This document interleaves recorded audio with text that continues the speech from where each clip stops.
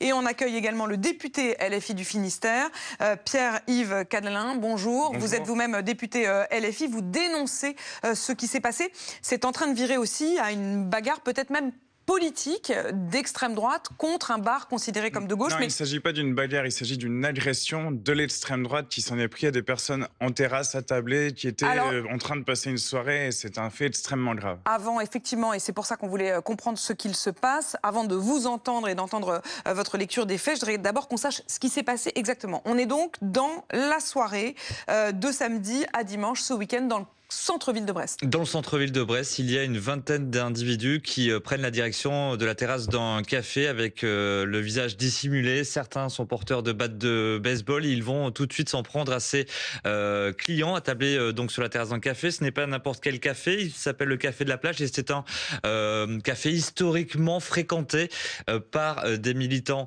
de gauche. Là, tout de suite, il y a des échanges de coups. Ces individus, ils vont réussir à prendre la fuite avant l'arrivée même des forces de l'ordre. Il y a une enquête qui va être ouverte par le parquet de Brest, enquête ouverte contre X, des chefs de violence aggravés par le fait qu'elles étaient en réunion avec armes et le visage dissimulé, mais également dégradation aggravée. Aucun blessé grave médicalement n'a été identifié en l'état. L'enquête, elle a été confiée au service local de la police judiciaire. Aucune interpellation et des exploitations et investigations qui sont activement en cours. Il y a une nuance qui est importante, c'est sur l'hypothèse d'une descente de militants d'extrême droite. À ce stade, eh bien, l'hypothèse d'une descente de l'extrême droite n'est pas judiciairement avérée à ce stade. Ça, c'est l'enquête qui va devoir le démontrer. Mais elle n'est pas exclue par le parquet. Elle n'est pas exclue, ce n'est pas la seule hypothèse privilégiée. Absolument, même si il faut nuancer peut-être le parquet de Brest, puisque le mode opératoire utilisé lors de ces faits est similaire à celui utilisé par l'extrême droite. Les images sont extrêmement impressionnantes. On va y revenir dans un instant. Laure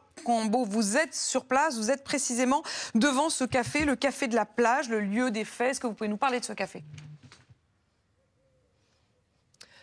Oui, tout à fait. Bien écoutez, selon les personnes que nous avons rencontrées hier, c'est un café où règne une ambiance festive, une ambiance plutôt chaleureuse. Mais comme le disait Boris il y a quelques instants, eh bien, les personnes que nous croisons nous affirment que c'est un café qui affiche clairement des valeurs de gauche. Et en effet, on peut le voir, il y a plusieurs autocollants, plusieurs affiches qui défendent par exemple l'antinazisme ou encore antiracisme. C'est voilà ce que l'on peut voir sur ce café. Il faut savoir que ce samedi, il y avait notamment un événement qui était organisé, c'était un concert anti-racisme qui était prévu. C'est le cas de toute cette place Guérin à Brest où nous nous trouvons et plus généralement de ce quartier où on peut voir un peu partout des affiches, des posters antifa. En tout cas, ce que l'on peut vous dire, c'est que ce café, il a rouvert hier à 18h. Nous avons essayé de parler avec son patron qui affirme qu'il ne parle pas à la presse, mais nous avons croisé plusieurs militants antifa qui se rendaient à une centaine de mètres d'ici à une assemblée pour discuter de cette agression. Plusieurs militants qui nous demandaient de ne pas les filmer car ils craignent d'être pris pour cible à l'avenir, car il y a eu plusieurs agressions, notamment celle de samedi dont on parle, mais il y a également plusieurs militants, la France Insoumise, qui ont été visés au début du mois. Plusieurs agressions, effectivement, non seulement les derniers mois, mais depuis 2023 même à Brest. Pierre-Yves Cadelin, pour vous, il s'agit d'un acte politique. Oui, tout à fait. Il s'agit d'un acte politique extrêmement grave dans un contexte où, en réalité, aujourd'hui, les Brestois se demandent si, à chaque soirée ou peut-être à chaque semaine, ils pourraient aussi bien se faire agresser par l'extrême droite, parce qu'on parle d'une situation où, en juillet, il y a eu des personnes racisées qui ont été agressées, notamment des sans-papiers, qui donc n'ont pas porté plainte. Il y a eu par la suite, fin août, eh bien, des militants de la France Insoumise qui ont été agressés. Parmi ces militants, mon compagnon d'ailleurs. Et donc cette agression a un caractère politique, elle a un caractère homophobe également. Et enfin, nous nous trouvons après la fin août à une situation où des personnes se sont fait agresser en pleine nuit, juste parce qu'ils portaient un t-shirt que certains avaient considéré comme les associant effectivement à l'antifascisme. Mais là, je veux insister sur ce qui s'est passé ce week-end. Un seuil nouveau a été franchi. Et ce seuil nouveau, c'est que des gens qui étaient là, attablés en terrasse, joyeusement, de façon conviviale, se sont trouvés attaqués violemment, agressés par des personnes qui, m'a-t-on dit, criaient des slogans Brest et nationalistes et qui, armés, s'en sont pris à eux, ça aurait pu être vos enfants. Nous sommes dans une situation où dans ce pays, la violence de l'extrême droite n'est pas combattue à la hauteur où elle se déploie partout. Quelle est la réponse? Nous sommes dans une situation où cette année, 3 personnes ont été tuées par l'extrême droite. Je veux tout de même le dire. L'extrême droite tue et c'est extrêmement préoccupant. Jusqu'où allons-nous aller accepter cette situation? Il est temps d'agir. À quoi faites-vous référence? Aux 3 personnes, je parle d'Aboubacar Cissé, de Jamel Benjabala, d'Hichem Miraoui. Les enquêtes sont encore en cours. Écoutez, pour Jamel Benjabala, je veux tout de même préciser que celui qui l'a tué était membre des brigades françaises patriotes qui n'ont pas été dissoutes. Et je veux dire qu'il y a là une responsabilité considérable du ministre de l'Intérieur. Et vous lancez un véritable appel là-dessus. Je voudrais également que vous puissiez réagir à ce que disent donc notamment le groupe qui répond à cela, qui s'adresse, ça s'appelle le groupe Antifa révolutionnaire Brest et alentour, qui a publié un communiqué hier, qui effectivement dénonce comme vous une descente fasciste, entre 20 et 30 individus masqués, armés, qui crient Brest est nation. Mais ils ajoutent, pour les empêcher de sévir, nous ne pouvons compter que sur nous-mêmes.